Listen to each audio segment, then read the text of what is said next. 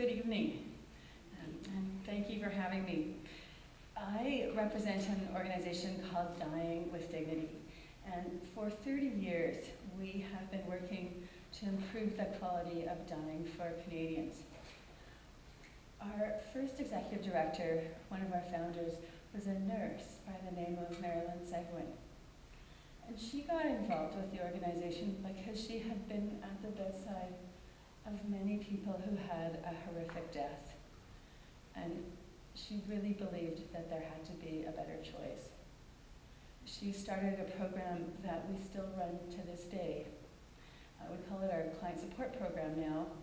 And for individuals who are suffering terribly at end of life and want a different option, want to hasten their dying, we provide them, in the context of lots of checks and balances, we provide them with support to end their lives, information, and we can be with them at the time.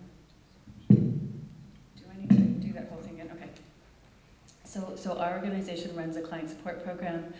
We companion people at end of life who have a medically diagnosed terminal illness or incurable progressive physical illness. We give them information about peaceful ways to die, and we, if they choose, we can be with them at end of life. That shouldn't be our role. Individuals who are suffering grievously at end of life and want to determine the nature and timing of their dying should have assistance. It should be the last act of our compassionate healthcare system. Margaret talked about what we do as killing, as in we shouldn't kill people. Killing is not what we do. If a man goes in and robs a bank and the robbery goes horribly awry and he shoots a police officer and she dies on the way to the hospital, that is killing. If an estranged husband breaks back into his house, stabs his wife and children and they die, that is killing. And if a son decides that he can't wait any longer for his inheritance and he pops some poison into Pa's porridge, that too is killing. Killing is abhorrent, killing is wrong, killing is reprehensible. It is not what we are about. We believe that there is some suffering that only death can end. Take the case of Leslie LaForest. She's a woman who provided testimony in the recent Carter case. She is a woman who has so much to live for. She's looking forward to seeing her daughter graduate from university. And she is a woman with anal cancer. Her doctors are recommending a surgery. The side effects are that she will likely end up incontinent and with diarrhea. The surgery will result in scarring to her vagina that will make intercourse extremely painful and even urination to be discomfortable. Yet if she doesn't have the surgery, the tumor that is beside her bowel will grow and grow until her bowel kinks over, and the poisons in her body will have no way to escape, and the toxins, and her legs will swell and swell. And eventually fecal matter will ooze out of every orifice. This isn't a woman who wants to die, but given what her disease is giving her, she would rather have a choice. We have members right across the country, individuals who support the right of choice, who believe in the principle of autonomy. And many of them have been moved to join because of an experience of a horrific death of a loved one or family member. And one such person is Meg Wesley, our board president. At 75, Meg's mom had a mastectomy, but unfortunately the operation didn't stop the cancer and it metastasized. It went into her bones and into her brain. Because of the chemotherapy, she was bald. The brain tumor caused her to be blind in one eye, and she had a disfiguring hump on her back. She was bedridden, and because of a severe reaction to the painkillers, which was acute nausea, she was unable to control her pain. And so she suffered terribly for the better part of a year, always asking why she wasn't dead yet, why she had to keep suffering. Eventually, she stopped eating and drinking and starved and dehydrated herself to death, but even that process took 10 days, even though she was only 90 pounds at the time. And then, of course, those of us lucky enough to live in Kelowna know that we're next door to Gloria Taylor, a woman who's marching in the heroic steps of Sue Rodriguez. In 1993, Sue Rodriguez went to the Supreme Court of Canada and she asked, "Who owns my body?" She was fighting for the right to die because she had ALS.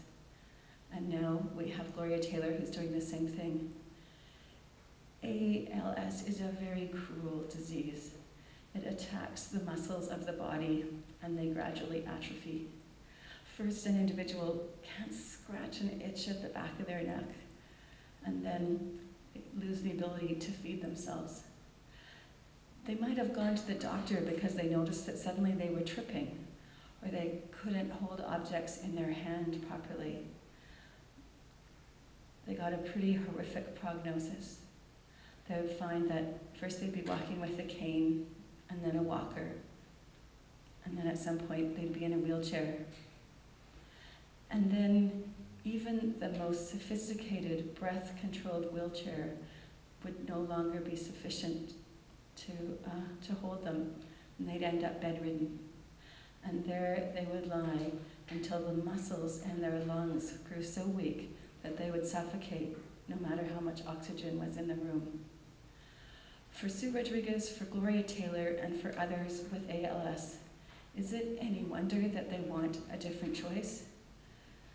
These are not people that want to die. These are people that love life. But given that they know their death is inevitable, they would like the control, the opportunity for a peaceful and humane death. For these individuals, for Meg Wesley's mom, for Leslie LaForest, their quality of life, or their foreseeable quality of life, can be so bad that life is no longer a benefit. They believe that they are better off dead, that death is the benefit, and they want compassionate medical assistance to help them achieve it. So what is the difference between killing people and providing medically assisted dying? The difference comes down to choice. In Canada, we are so fortunate to have so many choices. I've had choices all my life. The choice to go to university, to get married and have a child, to have a career and then have a completely different one. We get to choose where we live and who we vote for. So why is it that at the end of the life, when we're facing one of our most critical choices, when we want the opportunity to choose the nature and timing of our death, that choice is taken away, that we lack control, and that the government says they know better than us, and we shouldn't have that choice? Yet choice, autonomy, these are cornerstones of modern medicine. There isn't a diagnostic test, there isn't a procedure, there isn't an examination that can be done to me without my informed consent. This is a principle that was established in the early 90s in Quebec in the case of Nancy B. She was a young woman who was suffering at end of life, and her doctors wanted to perform some procedures.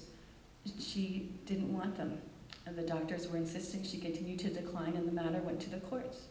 And the judge decided that she had the right to refuse treatment, even if such refusal meant the end of her life. It's ironic that if Gloria Taylor was on dialysis or artificial nutrition or perhaps insulin, that she would be able to stop those treatments and end her life. But because she's not dependent on any medical technology, she doesn't have the choice. Imagine that you are a farmer, and for years you've been battling cancer. And the cancer has progressed to a point that every step is painful. Every breath hurts. and you've decided that you don't want to see this disease through to the end. And so you take your shotgun and you go out to the back of your property behind the barn. And you put the gun to your head and you pull the trigger. And inside the farmhouse, your wife and your son hear the shot. And your son volunteers to be the one to go out to find you. And that's his last memory of you, with your body more or less in one piece, but your head in a few different bits. In the early 70s, we legalized the right for Canadians to end their lives, but we've taken away the peaceful and humane ways for that to happen. So not only do people who are dying face the prospect of an unbearable death without relief, but sometimes the violent means they resort to can traumatize family members and loved ones that survive them. We need to offer meaningful choice. We need to offer medically assisted dying. And what I mean by that is two different terms. One is called physician-assisted suicide, and this is where an individual is able to get a prescription for medication that they can take themselves. And the medication will allow them to have a peaceful death. The other is called euthanasia, and this is where the medication is not only provided, but it's administered either by a doctor or by somebody under medical supervision. When Sue Rodriguez took her case to the Supreme Court in 1993, the ruling came down in 1994, and it was, the 9-member Supreme Court was split 5-4, so it was a very close decision. And Justice Sapinka, writing for the majority, said, well, Sue's case was, she asked the question, who owns my body?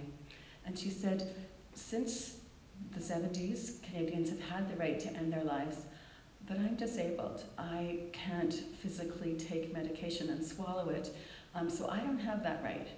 And therefore, I'm being discriminated against because of my disability. And Justice Sapinka, in writing for the majority, agreed with her, agreed that her charter rights were being violated. But he said, we need to do that in order to protect the weak and vulnerable in Canada. And furthermore, nowhere else in the Western world is choice in dying, assisted suicide, legal. So very much has changed since that time. We now have 5 jurisdictions that have legalized choice in dying, 2 through ballot initiatives, the first being Oregon in 1997, and then 3 through changes in the legislature, the Netherlands, Belgium, and Luxembourg, with Washington State 5 altogether that have written legislation to allow for choice in dying. Now, this legislation doesn't allow you to walk into a doctor's office at 2 o'clock and be finished by 5 in the afternoon. There are a whole series of checks and balances. Margaret mentioned the idea of the son saying, I'm going to go get some pills for my dad. That is not how the legislation works. It is first and foremost for, if we look at the Oregon legislation, it is mentally competent adults. So an individual must be an adult and they must be able to understand their decisions and make their own decisions. Nobody else can make the decision for the patient. They make their own decision. And then once they have broached the subject with their doctor, they must do so repeatedly. They must do so again in writing within 15 days and then again orally.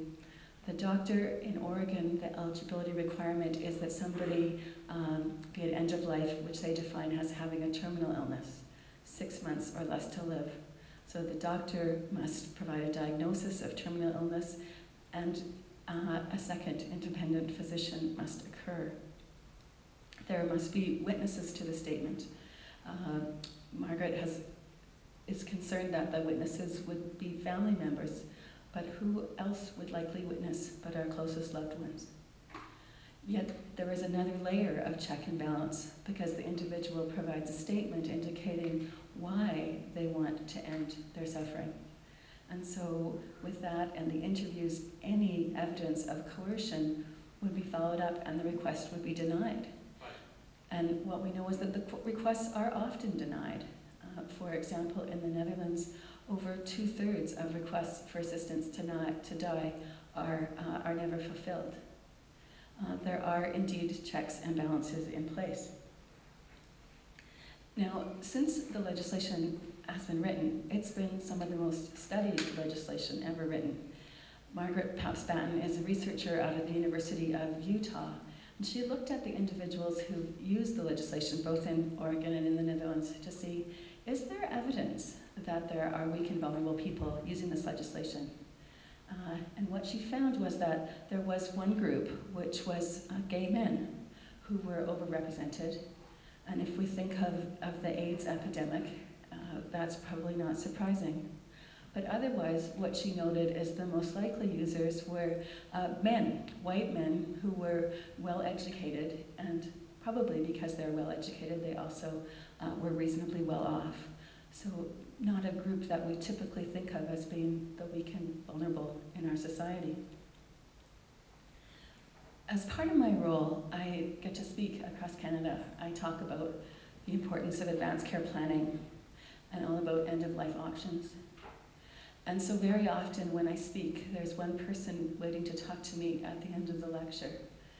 And when everyone else is gone, and the two of us are alone, they share their story.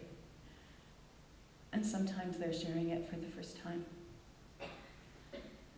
They tell me about a sister or a mother or a daughter who was suffering terribly at end of life and begged them for assistance. And they tell me how they helped, how they ordered the medication or held up the cup so that their loved one could drink its contents through a straw. Or even the situation where the medication didn't work and they granted their loved one's dying wish and held a pillow to suffocate them. And the stories can be years or decades old, but the pain still lingers as they wonder if they made the right choice, yet can't understand how they possibly could have lived with themselves by making another. And perhaps even worse are the stories of the men, the husbands, the fathers, the sons, who talk to me with tears streaming down their faces about how they didn't help, how they turned away and either were unwilling or unable to assist, and the guilt that still haunts them to this day because of the suffering that ensued. We need to offer a choice to competent adults at end of life who are grievously ill and suffering unbearably. It is the last act of a compassionate society. We need to offer a peaceful, a humane, and a gentle death.